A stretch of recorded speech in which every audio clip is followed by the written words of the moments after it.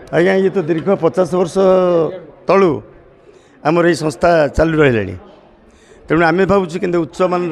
पोड़ हे ओडिशा सारा चहल पड़ो से बद्धपरिकर भेड़ा अच्छी गुड़े अच्छी आउ विदाउट सुगार अच्छी सुगार फ्री आउ नॉर्मल पोड़ अच्छी जमी पूर्वर कही आज कहूँ छेनापोड़ हूँ नयगढ़ दरब किंतु ओडिशार गौरव। मो ना हूँ सर्वेश्वर उदयभानु मो मैनेजर अच्छी महावीर साउथ इंडियन नयगढ़ यार प्रोपाइटर हूँ पूर्णचंद्र साहू। आज्ञा ये तो दीर्घ 50 वर्ष तलू आमर ये संस्था चालू रही तेणु आम भावुँ कि उच्च मान पोड़ हे ओडिशा सारा चहल पड़ो से बद्धपरिकर आज्ञा हाँ से जीआईटी पे आम दागी गत वर्ष भी यही जगह भी करूँ कि सरकार पर्यटन तार कि शुणा भी ना सेनापड़ जन्म होता दशपल्ला सेठी आज्ञा से विश्वनाथ साहू से थे से जन्म प्रथम माँ सीट को आरंभ करते आरंभ करापर पुआ है सुदर्शन साहू मझिया पु सी मैंने नयगढ़ को बैक करापर नयगढ़ में ये पोड़र प्रतिष्ठा आरंभ है तापर से आस्ते आस्ते से सब लोप पाईगले तेणु पूर्णचंद्र साहू तांकरी वंशधर से मैंने निजे आरंभ करें सब काम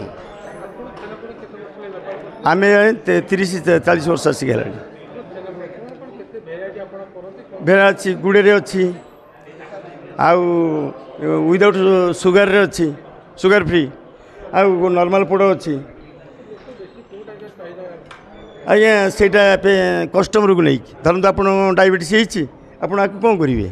तेणु आप सुगार फ्री ऑटोमेटिक चाहिए केते अच्छी आमर रोस्ट पोड़ हेल्ले आमको भल लगे केते अच्छे नॉर्मल पोड़ हेल्ले भल लगे ये अनुसार लोक कस्टमर चाहिदा अनुसार आम बिक्री कर पोड़ आज्ञा तो आसी 40-50 किलो हम आसी स्टीम भी आसी अच्छी जना पड़ो गत वर्ष अपेक्षा वर्ष कौट चाहिदा अच्छी से आम सेल पर आम कहूँ रेट अच्छी 350 अच्छी पोड़टा आउ स्टीम अच्छी 400। जमी पूर्वर कही आज कहूँ छेनापोड़ हूँ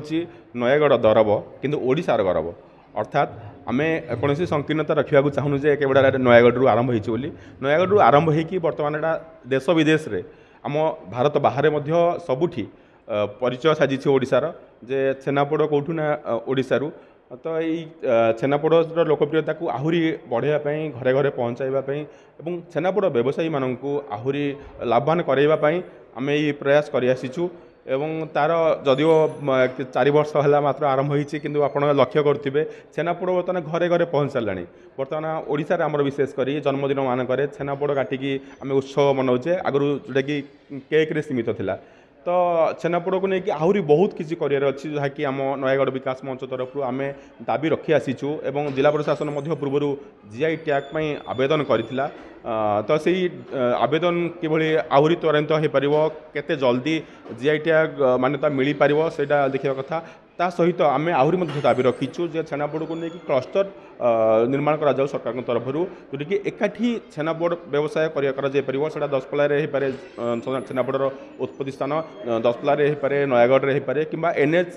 रे जेकोसी स्थान में गोटे हो पारे जोटी कि आप देखुए रासुना खेल जमी सुखुआर व्यवसाय रही गोटे जगह सुखुआ मिलूँ रसगोल्ला मिलूँ पहाड़ में विभिन्न मिठा मिलूँ से भाई छेनापोड़ गोटे क्लस्टर हुआ और एकाठी लोक मैंने आसिकी छेनापोड़ किणते जो मैंने भी बाटोई हूँ जावासिया करपटे कि नियंते सबुठी छेनापोड़ आदृति बढ़ता आउ गोटे कथा हूँ छेनापोड़ को लेकिन गवेषणा छेनापोड़